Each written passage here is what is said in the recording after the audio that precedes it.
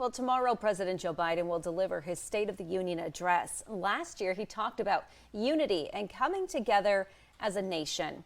Political analysts this year expect Biden to do damage control from recent scandals. WENY Washington correspondent Rachel Knapp, she joins us live from the U.S. Capitol tonight. Rachel.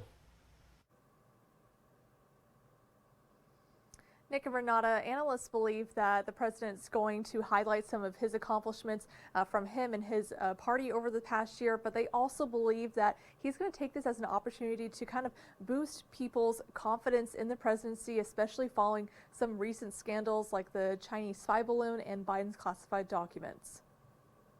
One of the things that the president really needs to establish is that he is in control, he has energy, and he has competence. Todd Belt, the George Washington University Director of Political Management, says people's confidence in President Joe Biden is a little shattered following the discovery of classified documents found at his home and office.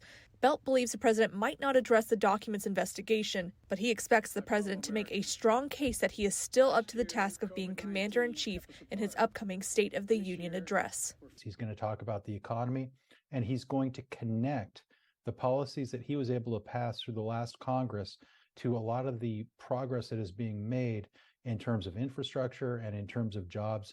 It's always about jobs with Biden. He's always blue-collar Joe, and that's one of the things that he's really going to tout. Belt says we're seeing more layoffs happening, especially in the tech industry, and some worry we could be sliding into a recession. Consumer confidence is a big issue, and so I think that he's going to try to talk a little bit about how things are turning around in the economy and that we don't need to worry about that. Belt says there's one thing to also look for in his address. And that is how the president is really going to portray himself and the Republican Party, because we know that they've got a number of investigations that they're going to be mounting against him.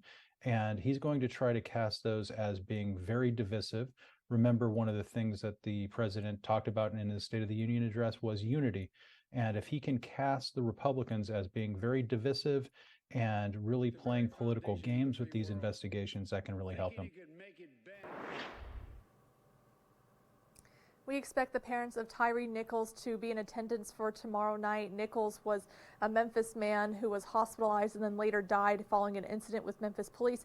And so, Nick and Renata, we can expect President Biden to talk about policing issues as well as maybe even call on Congress to pass some police reform. Back to you.